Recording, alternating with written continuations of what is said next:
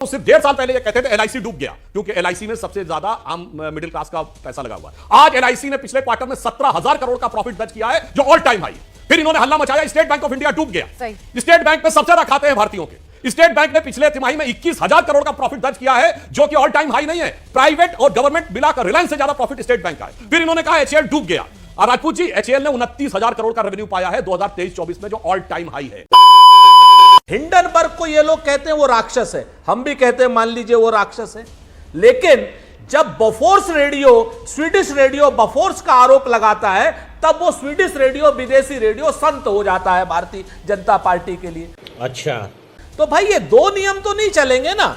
मसला यहां पर हम हिंडनबर्ग के समर्थक नहीं है, हिंडनबर्ग के समर्थक हो आप, क्योंकि आप अराजकता का आरोप लगा रहे हो, आप कह रहे हो कि ये सारी बातें हैं। हमारा यह कहना है कि सेबी में जो सवाल उठे हैं, जो माधवी बुच पर सवाल किए गए हैं, और जो हिंडनबर्ग ने पॉइंट वाइज कहा गया है कि हां इन्होंने मान लिया है इस बात को, उस पर आपको जांच में आपके पेट में दर्द क्यों हो रहा है? अडानी ने कहा था कि साहब ये बेसलेस है, मैं इनके ऊपर मुकदमा करूंगा यूएस के कोर्ट में। अडानी से मैं, सुधांशु जी चूंकि अडानी के प्रतिनिधि के रूप में बैठे हैं, वैसे तो हमारे सम्मानित राज्यसभा सांसद हैं, इन्होंने ये बताएं क्या आज तक अडानी ने हिंडनबर्ग के खिलाफ अमेरिका या हिंदुस्तान में कोई एफआईआर की है? अगर वो इतनी बड़ी इनको केक गिराने की साजिश रच रहा है अडानी, तो इनके खिलाफ, हिंडनबर्ग के खिलाफ एफआईआर अभी तक क्यों नहीं? तू है कौन रे? पहली बात, सुरेंद्र राजपूत जी को जानकारी होनी चाहिए कि एफआईआर से पहले का दौर होता है कि दूसरे को नोटिस दिया जाए और वो जवाब दे। नोटिस ही का जवाब नहीं किया। तीसरा, ये अडानी का प्रतिनिधि कौन बन के बैठा हुआ है? ये तेलंगाना सरकार ने अभी हजारों करोड़ का कॉन्ट्रैक्ट दिया अडानी को कि नहीं? अडानी को सबसे बड़ा पावर का कॉन्ट्रैक्ट पिछले 1 साल में राजस्थान सरकार ने दिया 60,000 करोड़ रुपए का, अशोक गहलोत की सरकार ने। अरे मत करिए भाई, और सैकड़ों एकड़ जमीन दी। राहुल गांधी भारत जोड़ो यात्रा में बेंगलोर में थे, जब उनसे अशोक गहलोत के साथ फोटो दिखाई गई, तो राहुल गांधी ने कहा 16,000 करोड़ का कॉन्ट्रैक्ट दिया छत्तीसगढ़ ने माइंस, और केरल की सरकार ने, जहां से वो प्रतिनिधि हैं, उन्होंने भी दिया पोर्ट्स का कॉन्ट्रैक्ट। महाविकास अघाड़ी ने दिया पोर्ट्स का कॉन्ट्रैक्ट। आपकी 5-5 सरकारें दे के बैठी हैं, और अगर इतना गलत है क्यों नहीं कैंसिल कर रही हैं? अच्छा बात नहीं है। ये रिश्तेदारी कौन निभा रहा है? मामा चाचा वाला कॉन्ट्रैक्ट हम देते चले जाएंगे, और उसके बाद हम कहेंगे कि कंपनी गड़बड़। अब मैं कंपनी अडानी को छोड़िए, आपका सिर्फ उससे मतलब नहीं है, भारत की अर्थव्यवस्था को ध्वस्त करने से मतलब।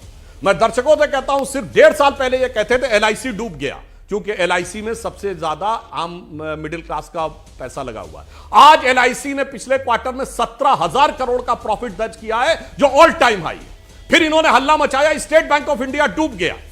स्टेट बैंक में सबसे ज्यादा खाते हैं भारतीयों के। स्टेट बैंक ने पिछले तिमाही में 21,000 करोड़ का प्रॉफिट दर्ज किया है, जो कि ऑल टाइम हाई नहीं है। प्राइवेट और गवर्नमेंट मिलाकर रिलायंस से ज्यादा प्रॉफिट स्टेट बैंक का है। फिर इन्होंने कहा एचएएल डूब गया, और राजपूत जी एचएएल ने 29,000 करोड़ का रेवेन्यू पाया है 2023-24 में, जो ऑल टाइम हाई है। तो पहले एलआईसी पे अटैक, फिर एसबीआई पे अटैक, फिर एचएएल पे अटैक, और अब से भी पे अटैक। यानी भारत की अर्थव्यवस्था के हर आधार पर अटैक। और एक बात मैं रोमाना जी और कहना चाहता हूं, मुझे समझ में नहीं आता कि कांग्रेस हमेशा विदेशी कंपनियों के साथ क्यों खड़ी रहती है।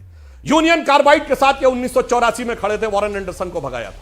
उसके बाद बोफोर्स के साथ ये खड़े थे, हॉविट्जर के साथ ये खड़े थे, अगस्ता वेस्टलैंड के साथ ये खड़े हुए थे, चेक पिस्टल्स वाली कंपनियों के साथ ये खड़े हुए थे, बीबीसी के साथ ये खड़े होते हैं, हिंडनबर्ग के साथ ये खड़े होते हैं। और राहुल गांधी भी एक विदेशी कंपनी में काम कर चुके हैं, ब्रिटिश कंपनी, जिसका नाम था बैकऑप्स। और मैं पूछना चाहता हूं, ये विदेश में जितने भी भ्रष्टाचार के एजेंट आते हैं, वो इन्हीं की पार्टी से रिलेटेड क्यों आते हैं? Warren Anderson, Ottavio Quattrocchi, Guido Haschke, Christian Michel.